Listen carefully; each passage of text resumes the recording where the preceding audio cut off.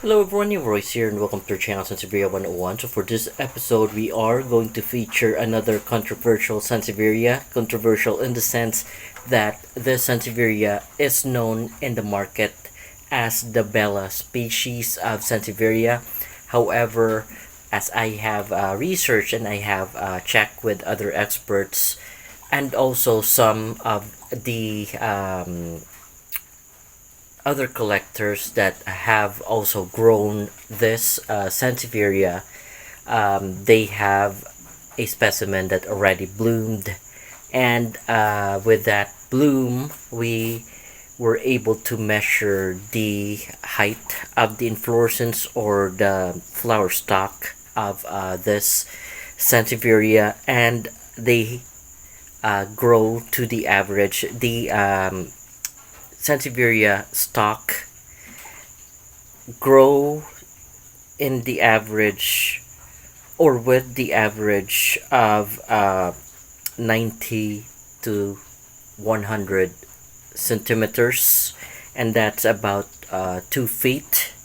So if you read about the species Sansevieria bella, the inflorescence of Sansevieria bella grows a flower stalk of only 60 centimeters. So right now what you see in front of you is a Sansevieria that blooms inflorescence or grows its flower stalk for 90 to 100 centimeters. So it's not 60 centimeters as the average of the Sansevieria bella species. It is reaching two folds, almost two folds to 90 to 100 centimeters. So with that said, we are looking at a Sansevieria that is with unknown origin. We just seen it in the market as Sansevieria silver bella. That is because the new leaves or juvenile leaves that's growing on it is silvery in color.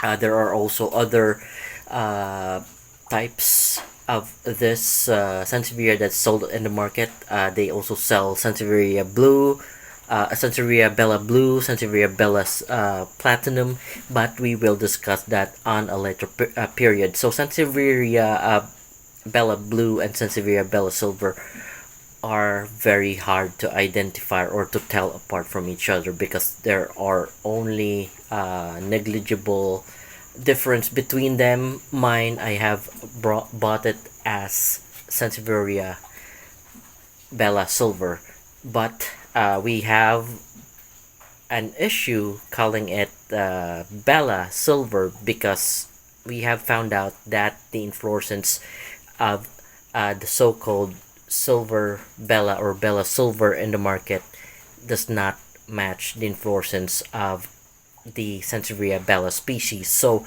with that said, what do we call the species which is right in front of us right now? So we would call it bella affinis because affinis means that it looks alike or something that looks alike. So it says, if you read the name Sansevieria affinis silver, it would tell you that it is a Sansevieria that looks very similar to bella, but it's not bella and it is silver. So that is the correct ID for the specimen that I am showing you right now. So there are also difference between bella silver in the market and bella platinum. You would say that you would see that bella platinum has very minimal darker bandings on it, so it's just silvery. It has silvery juvenile leaves,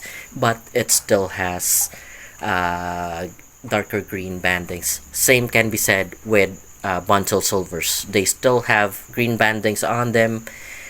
When the green bandings are very minimal or almost cannot be seen, that's the time that it will be called platinum. So this one isn't Bella Platinum. I would still classify it as Bella Silver. Same with what you see with Bonsall Silvers. It's the same mutation. So this specimen, the one that they call in the market as Bella Silver, is actually a mutation of a Bella affinis. So we would correctly call this one as Bella affinis Silver. That would be the most appropriate ID to call the specimen right in front of you right now. So this specimen is actually very large, as you can see in the thumbnail that one of the folks that have been helping me out in the garden, Andres, was carrying it. That is because the specimen was damaged. It fell down.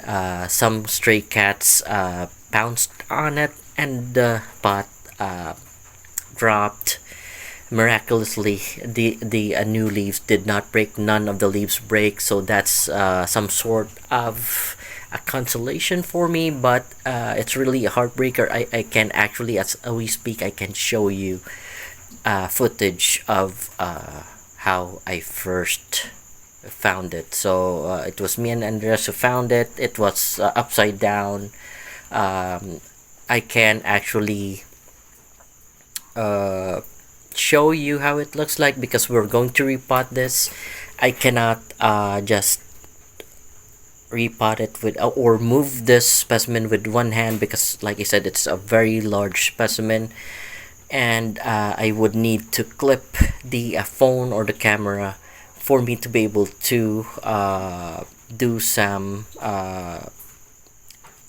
first aid for it, and then have it planted on a pot. Actually, it would be I can do it as easily as I can, or as fast as I can. I can probably do it in this video, so I can actually just check if I can clip it or clip the camera so I can show you how I'm going to repot it on a bigger pot than the usual one that I have planted it with. So I'm going to try if I can move the plant for you, because like I mentioned, it is a large plant, and I'm scared to actually move it around because I might damage it. So the first thing is that I'm going to seal off the wound from it. I'm not sure if I can show you because like I said, it is very challenging to move it around because it is a very large specimen. So that is the cut, folks. I'm not sure if I can move it easily because I might break the leaves doing so. I don't have anyone in here to help me with it, so I'll try the best that I can, or as fast as I can, because I'm actually scared of breaking any more leaves. So the first thing that we're going to do is we're going to seal it off with super glue to make sure that the wounds are sealed and there is no foreign elements that can come into contact with the open wound, because I'm not sure if it's properly dried. So there you go, we have placed a super glue, and what's next is I'm gonna cover it with cinnamon powder. That is to encourage rooting. So seal it off with I can't keep it upside down because I might cause further damage to it. So we were able to actually seal off the wounded part. And what I can do is I can perhaps move backwards so we can do some process on how we can replant it. Actually, I have pre-prepared a pot for it. I have two big pots of the one that I'm showing you right now. So this is a big pot, and this actually measures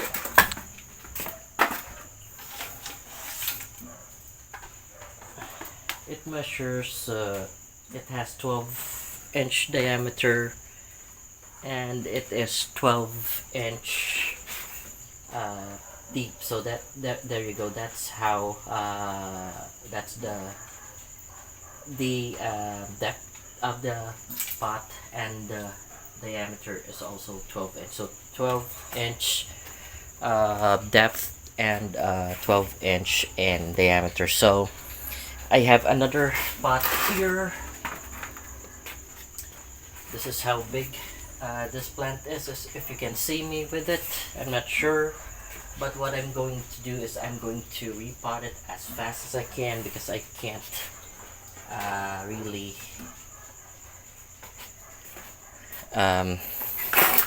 hold on. I'll try to move it back even backwards, because I don't want to cause any further damage to it. So actually that pot is already pre-filled, so all I have to do is to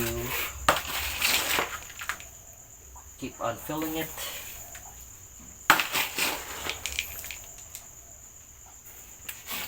Until it reaches the root part. So fortunately, there was one root that is already growing on the stem part. It's what you call an a root that grows above the soil. So most people call it air roots, because it grows on top of the soil, but in time it will find its way on in some ground for it to grow roots for it to get nutrients. So although it's called air roots, it can't forever stay above the root, because it will try to find soil below. So it will keep that root will keep growing downwards until it can find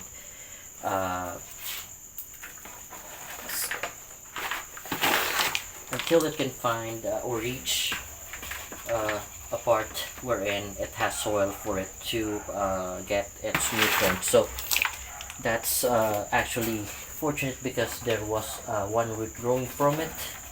I don't have to think about or check if the cut part will be rooting, because there's already an air root that is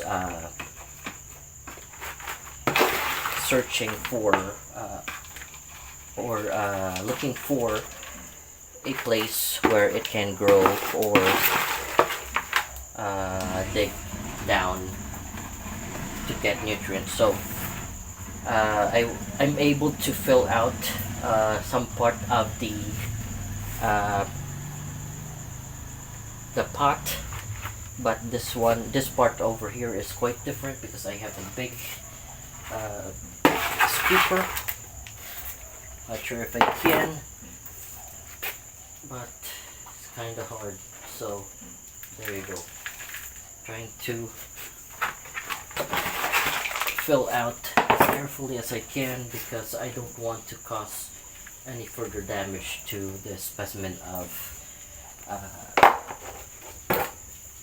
silver or Bella affinis silver. So I think all we need to do is to spread out the compost or the potting mix that I have prepared. So the potting mix, I always tell people that it's always almost 70 to 80% humus, and the rest are compost. The remaining 20% of it would be compost. The other 10 would be some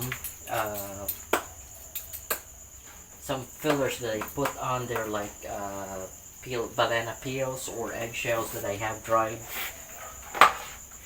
And I think I may need to add more soil to it, or potting mix to it. I just have to prepare later.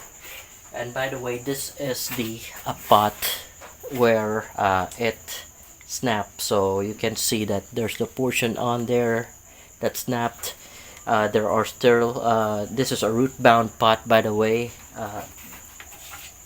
So from the pot, which is just about 6-inch diameter and 6-inch width, it's transferred to a pot that is twice the diameter and twice the depth, or the depth. So it is now in a pot which is 12-inch diameter instead of 6. So I'm hoping that it would grow larger leaves compared to when it has been planted in just a 6-inch diameter and 6-inch deep pot. So we're done repotting it. All I have to do is to put some additives to it. But before we go, I just would like to take measurements of this specimen, and I believe I don't have the other measuring tape that I use, so we'll have to use this ruler. So the leaf in front is actually the second topmost leaf is 11 inches, but the longest one would be this one, and it's I'm assuming it's 13 to 14 inches. That's the longest leaf that I can find, 13 to 14 inches. And then it is a very chunky cylindrical leaf. So the specimen, or Sansevieria bella affinis silver, is having a very chunky leaf. So this is the size of the leaf diameter, and we can actually measure it. So we have a measuring tool there set to 0, and then we'll try to measure the diameter of it. So the topmost portion's diameter is I'm not sure if you can see that, but it reads 29 millimeters for the diameter of the specimen that I am showing you right now. So that is the chunkiest leaf part that I'm measuring.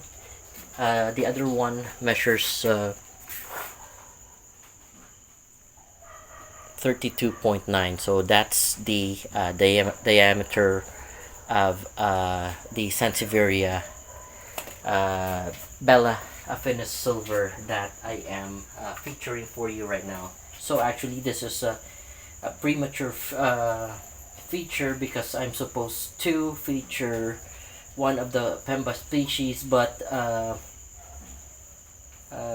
an accident happened. Some stray decided to pounce on it from a 3-foot rack, so it fell down, and fortunately I have very minimal damage from this specimen. So folks, before we end, I will just take a few more data that I can get from this specimen. So if you feel the leaf surface, since it's cylindrical, you can't tell which the back or the front part of the leaf is, but usually the one with the canal is the front part, but since it's cylindrical, there's no way to tell which one is the front and back. So if you feel the plant, there's no adaxial or baxial, so if you feel it, it's slightly rough to the touch.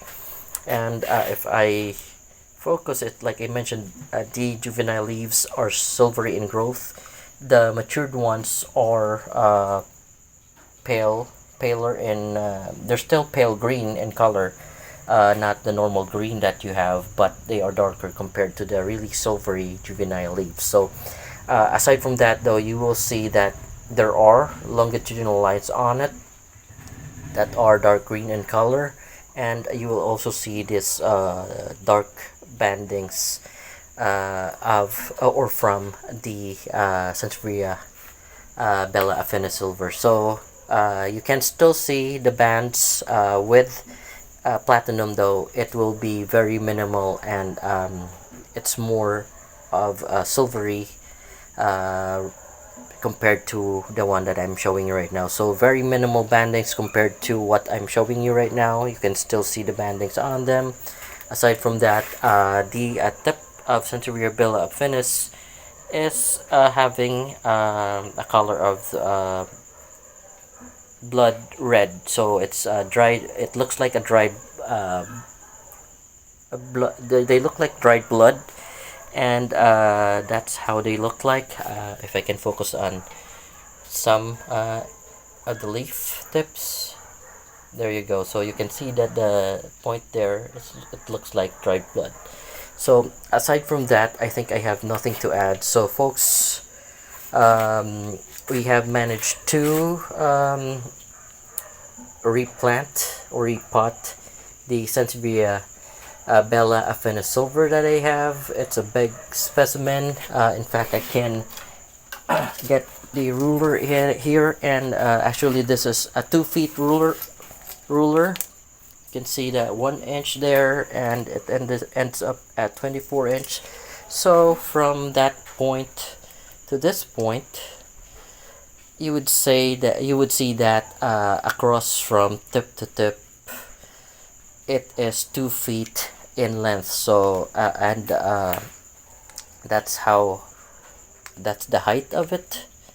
The more leaves that it's grow, the more that it will stack and it will grow in height. But if you measure the one that it's growing, besides the leaf length that we already did, this there is a stem on the center part that you can't see, but it has grown 6 inches from there. So that's how large the Sansevieria Bella affinis. So like I mentioned, we identify this as not the original or not belonging to the species of Bella, but it looks like Bella, so that is why we have ID'd it Sansevieria Bella affinis silver. Affinis means that it just looks like Bella, but it's not. So we measured the stalk, and the stalk or inflorescence or flower bloom of it is reaching 90 to 100 centimeters. Bella species would only be at 60 centimeters. For Downsea eye species, it would reach to about 120 centimeters. So it's somewhere in between Downsea eye and Bella species of Sansevieria. So folks, I think that's all that I can share for you. So one more thing. So many Sansevieria species would look alike, so we are just able to figure it out by the height of the inflorescence. One other Sansevieria species that look like them would be Hargeisana or Hargeisana. That Sansevieria species have shorter inflorescence of 20 to 30 centimeters.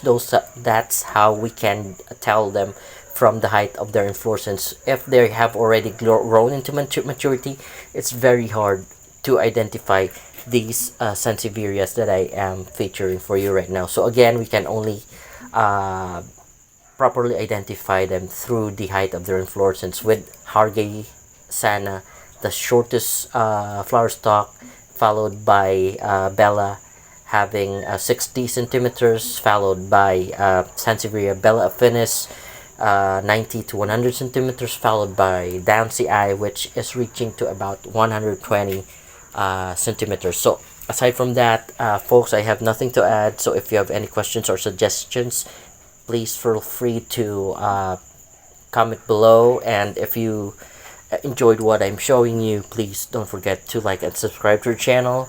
I hope you guys have a great day, and thank you for watching.